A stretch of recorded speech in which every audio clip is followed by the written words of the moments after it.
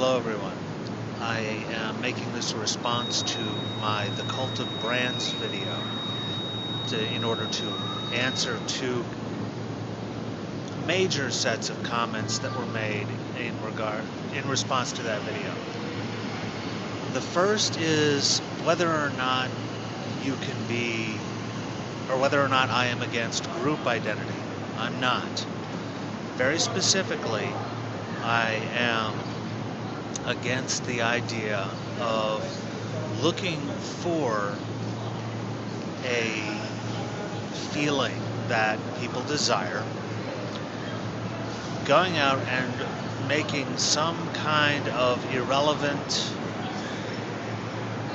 meaningless, weird-ass, wild hair, out-of-nowhere connection between that feeling and your product and your group and your whatever, your brand, in order to make people like it more. In other words, to argue for your product, your organization, your group, not on the merits of what it is, not on the facts of what it is, but on what emotions you can evoke in other people by what associations they already have about something that's completely different from anything to do with you. For instance, the connection between Nike and sports did not exist until the market for running shoes collapsed as the running shoes craze ended, or as as different kinds of workouts became more popular. And they decided to start dumping lots of money into being a brand rather than just their shoes.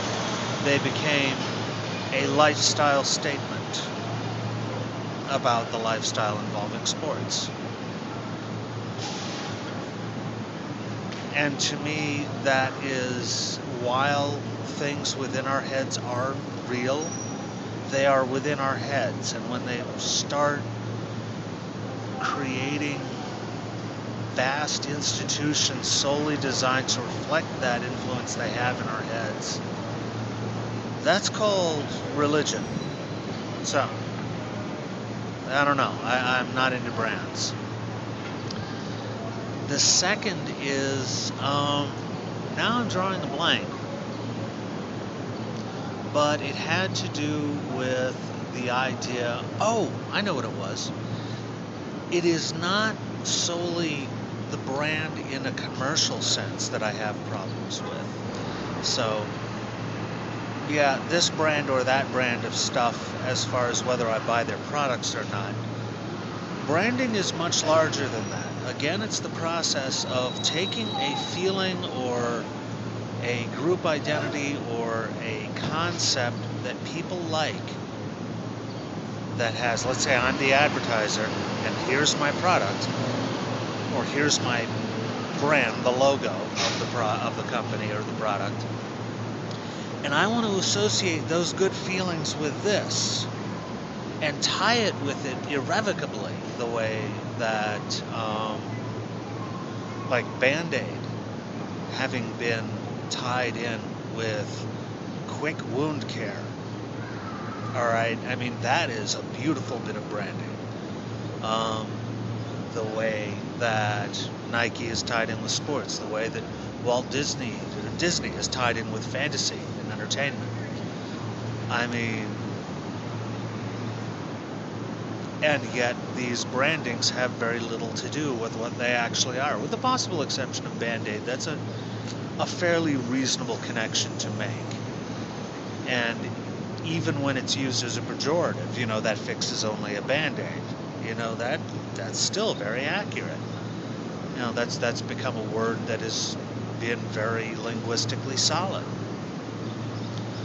But Disney and entertainment, yes, they're very good at what they do, but Disneyfication as a pejorative really hasn't caught on that much. And a lot of the sloppy shit they do to people and workers really isn't thought about. So That's an example of the brand trumping the actuality. But again, it goes beyond corporations. When you have the Republican Party branded as essentially America's party in the way that the Dallas Cowboys were America's football team in the 70s and 80s.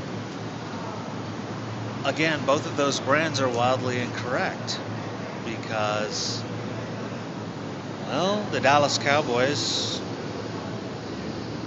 only are America's football team in the sense that they want America to buy Dallas Cowboys gear. And the GOP is America's party only in the sense of a very, very narrow parochial and fucked up view of America. So, I mean, everything I've described has really been an underscoring for why I hate brands. So I really don't know how to sum up other than if you make an unreal connection between two things and try to get people to rely upon that unreal connection to make decisions about real things, that's fucked up. That's it. Thank you for your time and attention.